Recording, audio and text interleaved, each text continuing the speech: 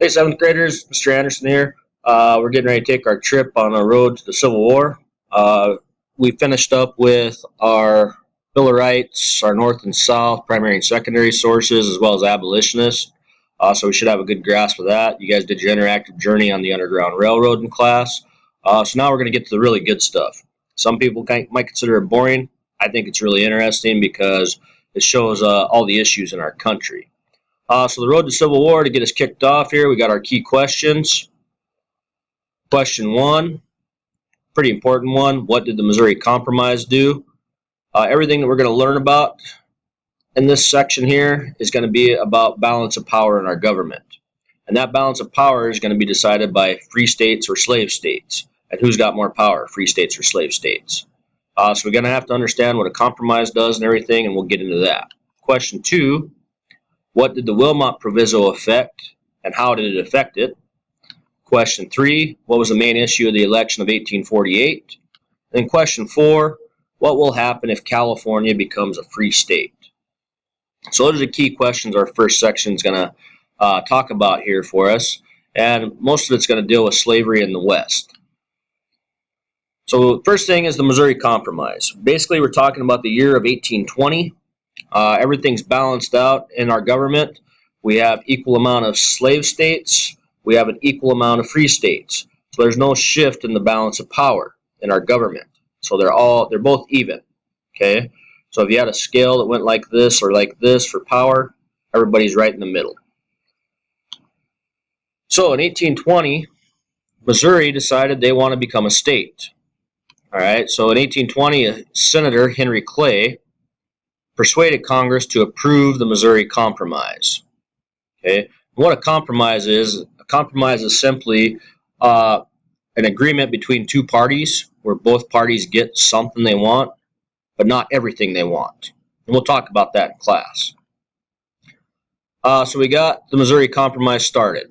Now what it did, its provisions. The first thing it did, it introduced Maine into our country as a free state. If you remember on your map, Maine's at the very top of our country.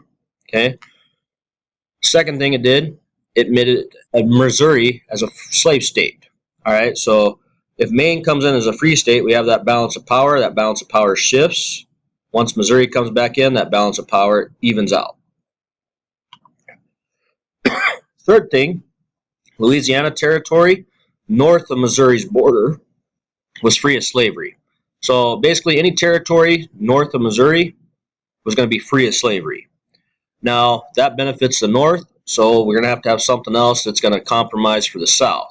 And what compromises for the south is they're going to give southern slave owners the right to pursue fugitive slaves in free territories. The important thing to remember about the Missouri Compromise is that it maintained balance between slave and free states. So we keep an even balance between slave and free states. So not one or the other has more power in our government. Continuing on, our map shows you the Missouri Compromise 1820. Now our map looks a little different in our text or in our notebook because we have Texas in there, we have Michigan, we have Iowa as well. But all this was still territory. You got California over here and everything. You can see here's Missouri, and this is the line that divided slave and free states at this point, or that basically slavery was banned above. Now Missouri, Kentucky, Virginia, Maryland, and Delaware, they're basically grandfathered in because they already had slavery in place. But any of these territories above this line, okay, so up through here, slavery is going to be banned. Down below, slavery is going to be allowed, based on this compromise. Maine, you'll find, is way up here. I'll move my face out of the way so you can see where Maine's at. So Maine comes a state up here. Missouri comes a state down here because of this. All right, next thing we get is the Wilmot Proviso. Now, what results from this is basically the United States and Mexico get into a war around 1848. There's a war in Texas. Yeah, remember the Alamo, all that stuff. For Texas independence. Texas defeats Santa Anna in Mexico and basically takes over. And then the United States helps as well. And we basically gain territory in Texas, New Mexico, and California. Now slavery is going to become an issue again. All right. The United States takes over California, New Mexico. Texas is kind of its own independent thing at this point, but all these are below that red line on our map, 36 degrees, 30 minutes north latitude. Now, because of that, slavery technically will be allowed there. So David Wilmot introduces a proposal in Congress that prohibits slavery in lands acquired from Mexico. So everything that we won in the Mexican-American War, California, New Mexico, Texas, all those areas would be free of slavery, which does go against the Missouri Compromise. So that's going to become an issue for us. A senator from South Carolina, who we'll hear about a couple of times, John C. Calhoun, countered with a proposal that neither Congress or territories could ban slavery. Okay, so it's nobody's right to ban slavery, and basically ties us into the 9th and 10th Amendments to the Constitution because it's not limited in the Constitution. They can do it. The Wilmot Proviso is ultimately going to benefit the North, and to maintain balance in our government, the Wilmot Proviso actually fails, so it doesn't go through. The next thing that happens is the election of 1848. When we talk about elections with years on them like this, we usually talk about presidential elections. Okay, our candidates, you had a guy named Lewis Cass, who was a Democrat. My picture's covering his up. He looks like a happy dude. Basically, what would happen if Cass became president? He believed in an idea that was called popular sovereignty. So with that idea, citizens of each state or territory would vote for themselves whether to be free or slave. So that's an important aspect. Cass's plan would benefit both the North and the South. Our next candidate was a new political party, and he was a former president by the name of Martin Van Buren, and he was a member of the Free Soil Party.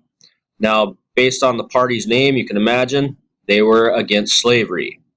That's Martin Van Buren up there. I always think he looks like he's a professor at Hogwarts.